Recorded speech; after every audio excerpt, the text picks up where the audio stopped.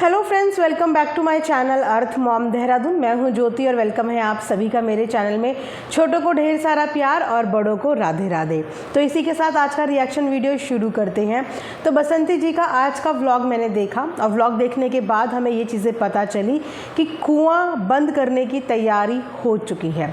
हालांकि ये एक्सपेक्ट करा जा रहा था कि कुआं शायद इस वक्त लाला जी एंड फैमिली बंद करेंगे, क्योंकि अपनी नाप तोल वाले कंटेंट को लेके उन्होंने आज से तकरीबन 20-25 दिन पहले ही एक वीडियो डाल दी थी। नापा तुलाई का पूरा एक कंटेंट क्रिएट किया गया और वहीं पे बहुत सारे लोगों को इस बात की संतुष्टि हो गई कि चलिए देर आए दुरुस्त आए, आखिरकार ये कुआं जिसके अंदर एक इतना बड़ा हादसा हो गया है ये यहाँ से बंद हो जाएगा। क्योंकि जिस दिन से बसंती जी के परिवार के साथ इतना बड़ा हादसा हुआ और उसकी वजह वो कुआं था, उसके बाद से हर एक सब्सक्राइबर को इस बात का डर लग रहा था कि घर के आंगन में खुला कुआं और कुएं में इतना बड़ा हादसा, और उसके बाद अभी तक ये कुआं खुला हुआ क्यों है।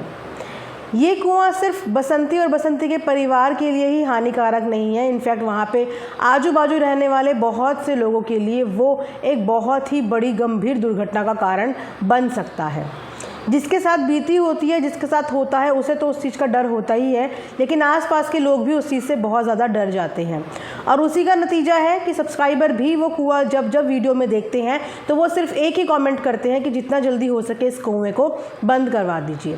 लाला जी ने इसके ऊपर एक पूरा कंटेंट क्रिएट किया था, जिसकी वजह से लाला जी को बहुत पसंद भी किया गया था और उनके इस काम को अप्रिशिएट भी किया गया था कि चलिए लाला जी कम से कम एक सही इनिशिएटिव तो ले रहे हैं। लेकिन वो सिर्फ कंटेंट के लिए ही था, ऐसा इसीलिए लग रहा है क्योंकि ऑलमोस्ट 20-25 दिन हो चुके हैं। उसके बाद कुएं से रिलेटेड कोई बात या कुएं के लिए कोई एक्शन लेते हुए उनकी फैमिली नज़र नहीं आई, जो देख के बहुत ज़्यादा डिसअपॉइंटमेंट लोगों को लगा। और अब यही कहना है सबका कि वाकई में क्या ये लोग सिर्फ और सिर्फ चीज़ें कंटेंट के लिए करते हैं, क्या सिर्फ चीज़ें दिखावे के लिए करते हैं? क्योंकि आपका एक एग्जाम्पल आपके लिए सामने वालों को धारणा सेट करने पे मजबूर कर देता है। अगर कि ये कुएं में लिया हुआ इनिशिएटिव ये आज पूरा कर देते तो इनकी इमेज कुछ और ही होती और शायद बहुत ज़्यादा प्यार इस वक्त इन्हें ऑडियंस का मिल रहा होता। लेकिन कोई चीज़ अधूरी छोड़ देना, सिर्फ उस चीज़ को वीडियो के लिए कवर करना और बाद में उस चीज़ पे कोई काम ना करना, तो क्रिटिसाइज़ का मौका आपने खुद ऑडियंस को दे दिया है। फ़िलहाल मैंने जैसे कि बोला कि जिस पे गुजरती है वो तो कुछ ना कुछ एक्शन इस चीज़ के लिए लेगा ही। और जैसे कि अब बसंती जी थोड़ा थोड़ा अपनी व्लॉगिंग में आ चुकी हैं, अपने दिल की बात अपनी ऑडियंस के साथ शेयर करने लगी हैं, तो उन्होंने ये चीज़ बताई कि कुआं देख के मुझे बहुत ज़्यादा डर लगता है, मुझे बहुत ज़्यादा रोना आता है, मैं कुएँ के पास भी जाती हूँ तो मेरा बिल्कुल वहाँ जाने का मन नहीं करता।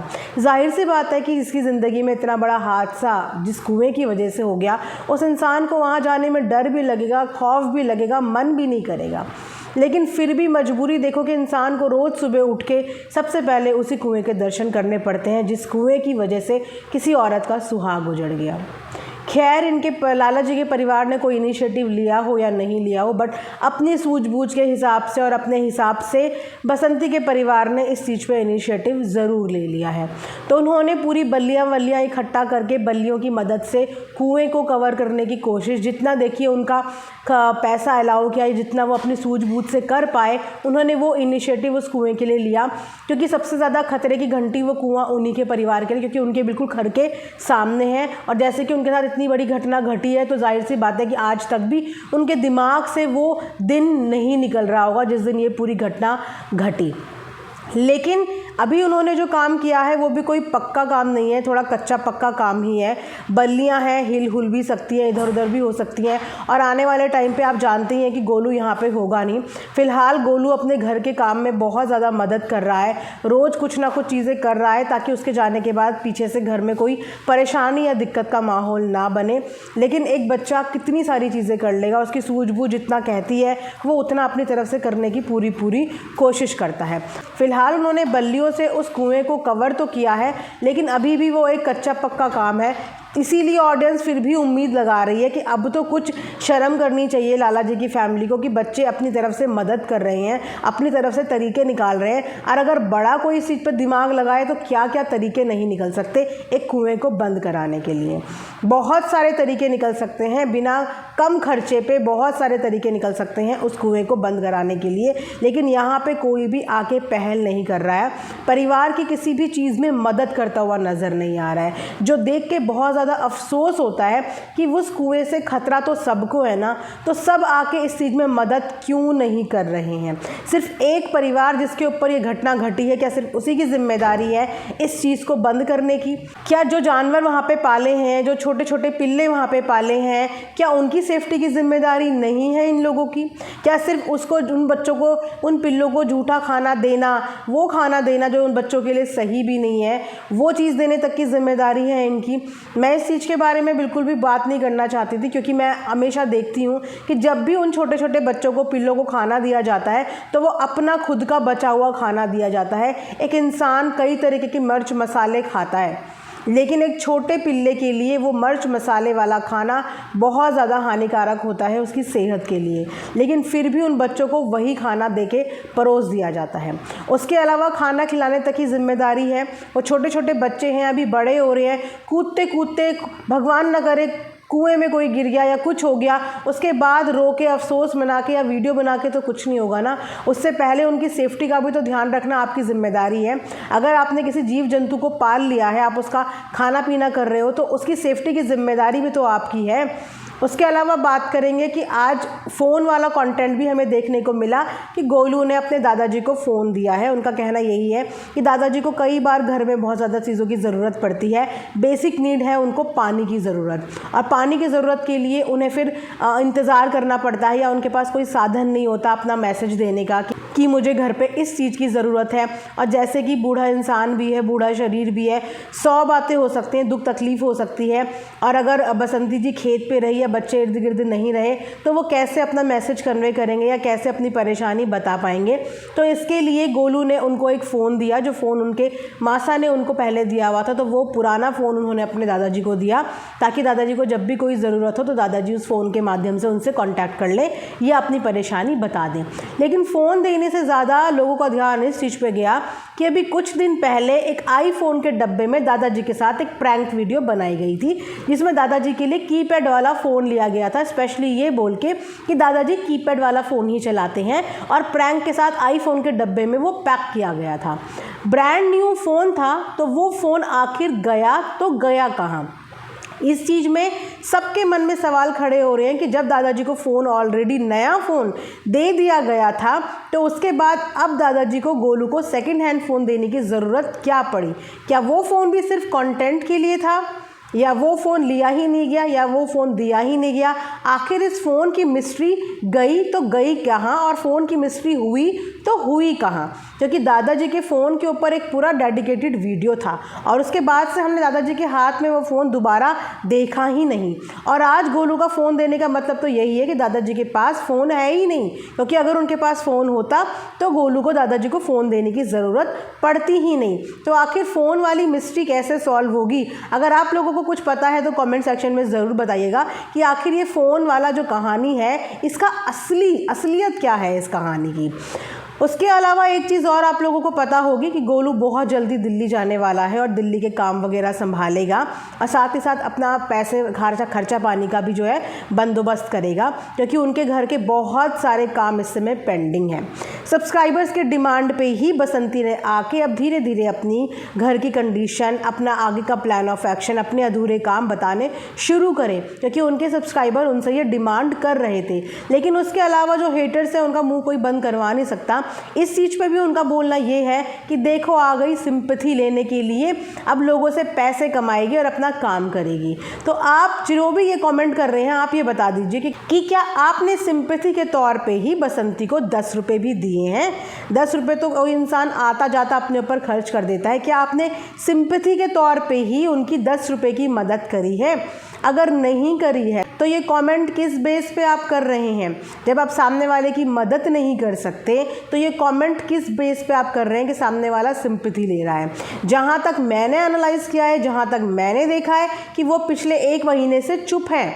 अब सब्सक्राइबर्स की डिमांड है कि भैया अपनी लाइफ की स्टोरी बताइए कि आपकी निजी ज़िंदगी में चल क्या रहा है, हम जानना चाहते हैं, हम कब तक सेम रिपीटेटिव कंटेंट देखेंगे।